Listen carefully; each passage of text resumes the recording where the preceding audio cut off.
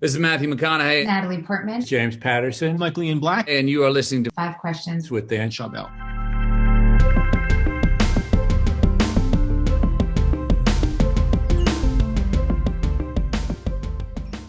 Stephen, welcome to Five Questions. Thank you. Thank you for having me. How you doing? Well, congratulations on the book. Thank you. Absolutely love the title. I mean, straight shooter. It has the sports meeting plus the personality meeting. So it really is the perfect title for this. And people are going to get a lot out of it. So growing up, how did you decide to pursue a career in journalism instead of being a criminal lawyer or basketball player? Well, I think the first order of business is that it was easier because law school involved, becoming a lawyer involved law school. That would mean additional years in school, which would be additional money, et cetera, to pay for school. So that was certainly an impediment to taking that path. But the other thing was that I loved sports. And I had an opportunity to be a sports journalist. I saw that handwriting on the wall because of writing my essay for my critical and persuasive writing professor, who ultimately saw my stuff, thought I was a born sports writer, and introduced me to a sports editor for the local paper in Winston-Salem by the name of Terry Oberly. And he hired me within 5 minutes. And so to see that, the vision that was there, that in some respects were created for you, even though I was writing for the school newspaper and writing sports, but for that vision to be realized in such dramatic and swift fashion, ultimately directed the path for me. And then it's just been years of hard work, but it took that teacher to not only see how good you were and your potential, but then actually build that connection for you, which I think that's pretty rare. Well, I think that, for a Black kid from the streets in New York City to go to Winston-Salem State, an historically Black institution, to have this white professor who his name was John E. Gates. I think he passed away a little over a year or two ago. But I'm incredibly indebted to him because he didn't have to do what he did. He came to me and he said to me, "I want to take you out to lunch." And I thought we were going out to lunch to talk. And lunch was a straight trip 10 minutes away to the editor of the Winston-Salem Journal. And he put me right in his office. So he originally made the contact, told the sports editor that he was going to bring me by, had the sports editor there waiting for me, and facilitated me getting a job that ultimately led to this career that I have. And so that doesn't just, that's not about skill. That's not just about noticing the potential of somebody. That's having the heart, the empathy, the willingness, the compassion, just the thoughtfulness to recognize the talent and extend a helping hand, and stuff like that. One of the few regrets I have in my life is that he was somebody that I didn't keep in touch with throughout the years, just ripping and running and pounding the pavement. We had lost touch over the years, and then I read in the Winston-Salem Journal that he had passed away, and that was a real sad moment for me because, especially now that this book is written, I tell you, I would have flown back to Winston-Salem just to hand him the book and to thank him for what he has done for me. And I'm really, really sorry I didn't get a chance to do that. I love that. It's such a powerful story.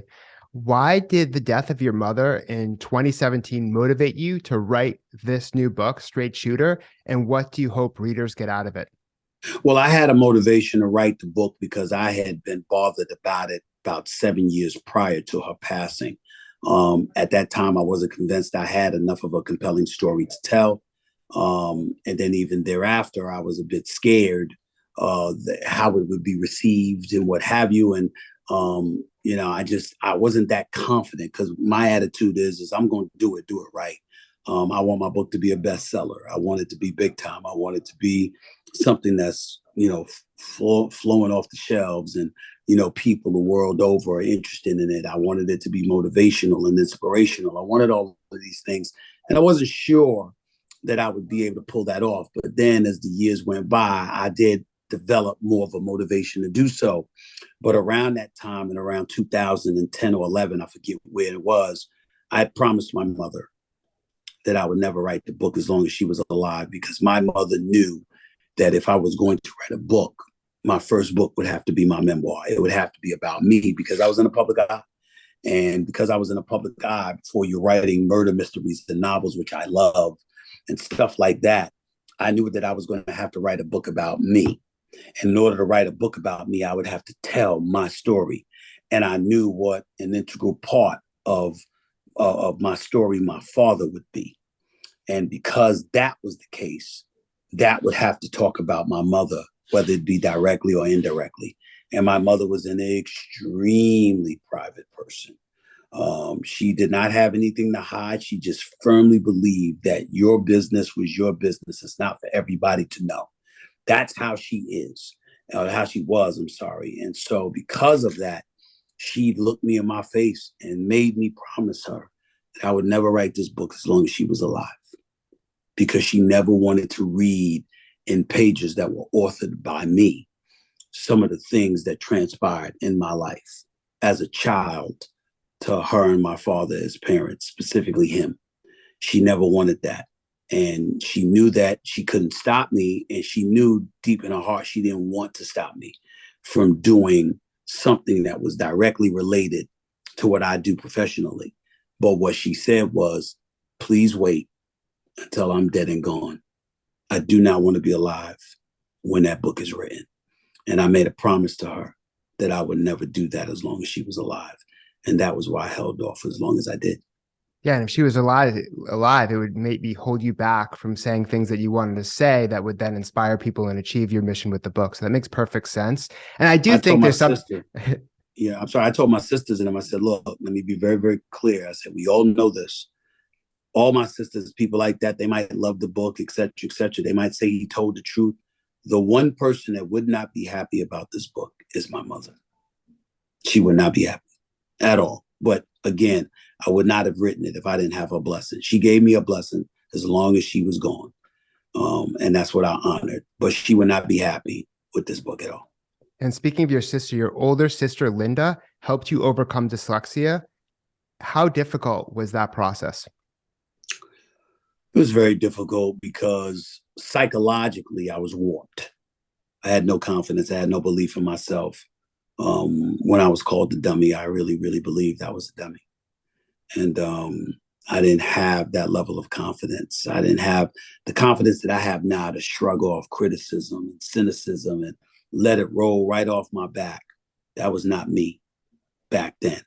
Back then, I believe every critic. I believe every shrapnel of criticism that was thrown in my direction about myself. And I had no confidence whatsoever when it came to my intelligence. And my sister Linda helped rebuild and resurrect that, if not build instead of rebuild. She had a lot to do with that, along with a family friend that lived around a block named Tiver. They had an awful lot to do with that, because after they got through with me, I didn't lack confidence in my intelligence at all, my ability to learn and comprehend and to march forward because of my ability to comprehend what I was reading.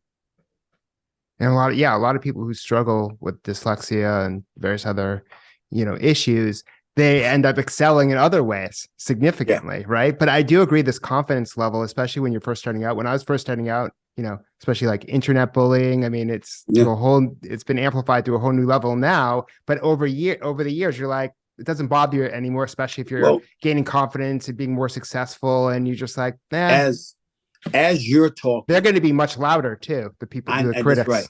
I never thought about this literally. I've never thought about what I'm about to say until you just said what you said. And that is this. Thank God I wasn't growing up with that problem now with the advent of social media. Because had that been the case, I never would have been able to gain confidence, because I would have been so sensitive and so fearful of the criticism that I would not have been able to avoid it in the psyche of my mind. It would have stayed with me wherever I went, and I never would have been able to grow. And now you're the exact opposite. You're the straight shooter. Yes. So it's kind of amazing in that way. And you've done so much with ESPN. Obviously, I was just talking with my friends. They're like, yeah, he's on 24/7. He's everywhere. And then you're known for your bluntness and being a straight shooter. But you're also an entrepreneur. And so even though you're the highest paid person at ESPN, you are building your own platform through the book, through the podcast and various other things you're doing. Why did you decide to build your own platform in addition to your more full-time job at ESPN? Well, a couple of things. I'm no longer the highest paid dude at ESPN. I think Joe Buck and Troy Aikman would have something to say about that, the partners that call Monday Night Football games for us. But having said all of that, I would tell you that, when you think about what I've been able to accomplish and why, and, how it came to be, there's so many things that go into my mind about getting to this point. And I want to make sure, your question exactly was what? Because I want to make sure I answer it directly. So aside from everything you're doing at ESPN, where you're very successful, you're also building your own platform as an entrepreneur. Why did you decide to do that? I decided to do it because I don't want to be married to sports the way that I have been. I love sports. I never want to leave it. I definitely want to continue to do what I've been doing. But I don't want it to define everything that I am and everything about me. I think that there's more that I can bring to the table in the world of politics, social justice, pop culture and entertainment, with my podcast, No Mercy, with Stephen A. Smith, with my production company, Mr. SAS Productions, where I'm producing scripted and unscripted content and what have you. These things are incredibly important to me, to show my diverse skill set when it comes to the industry itself.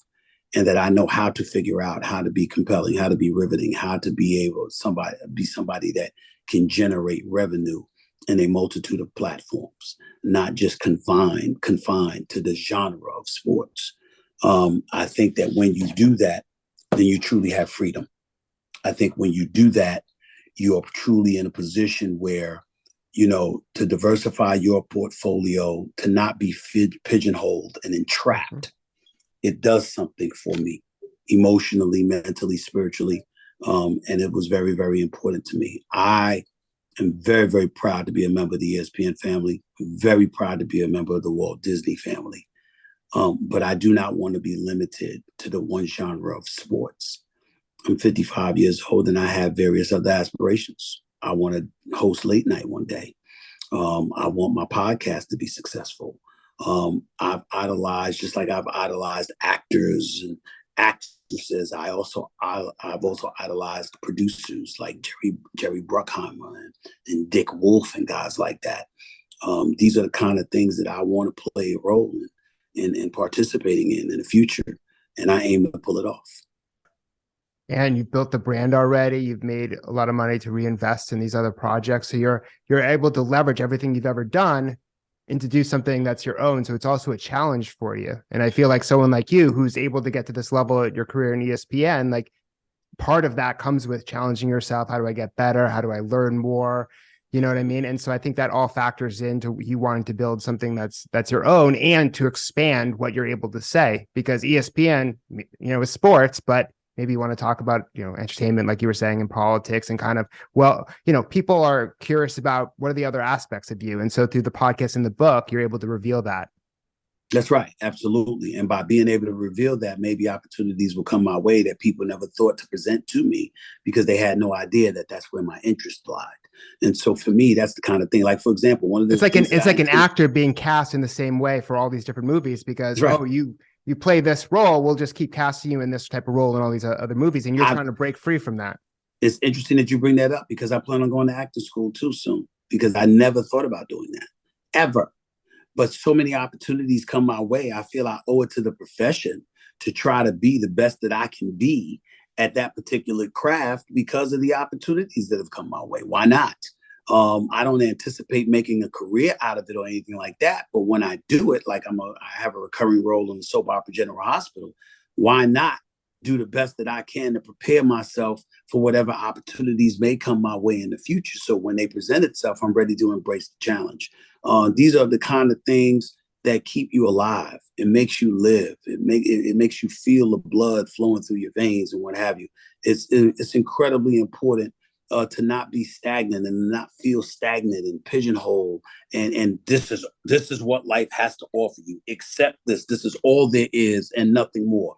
No, I'm not made of that cloth. I'm not built that way. And I don't want any part in thinking that way. And what's your best piece of career advice?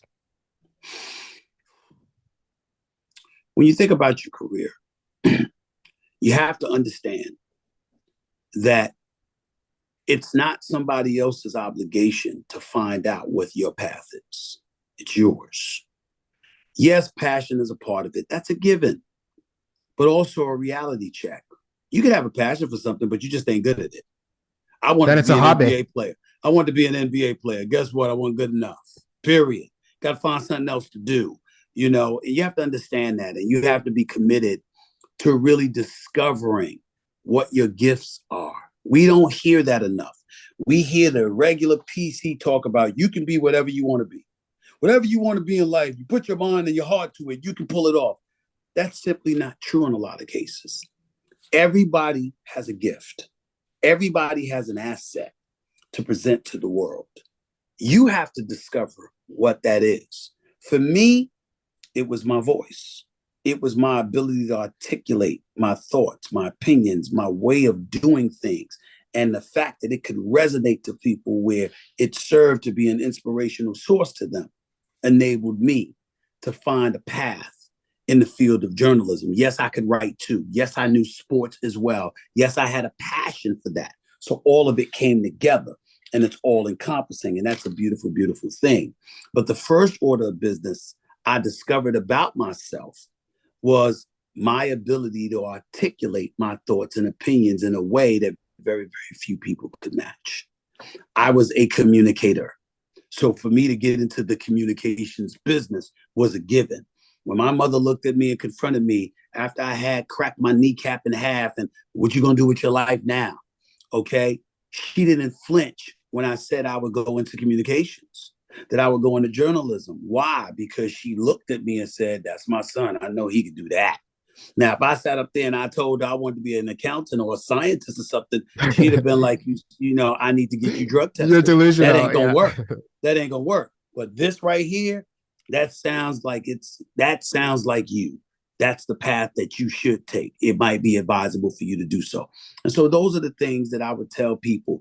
It's not about your passion. It's about finding what your gifts are too. I'm not trying to tell you passion is not important, that what you have a fervor for, that's not like punching the clock for you, and it doesn't bore you and it doesn't excite you. I'm not talking about those things. I understand that's a given. But the real issue is making sure you discover what your gifts are and learn to love that. Because not only is it a gift, meaning that you'll be good at it, but you'll have a passion for it because it matters to you whether or not you're successful. And chances are you're going to be successful at what you're gifted at rather than something you're not gifted at. And that's the advice that I would give. Well, that's great advice. Thank you so much for being on the show. Thank you so much for having me. Take care.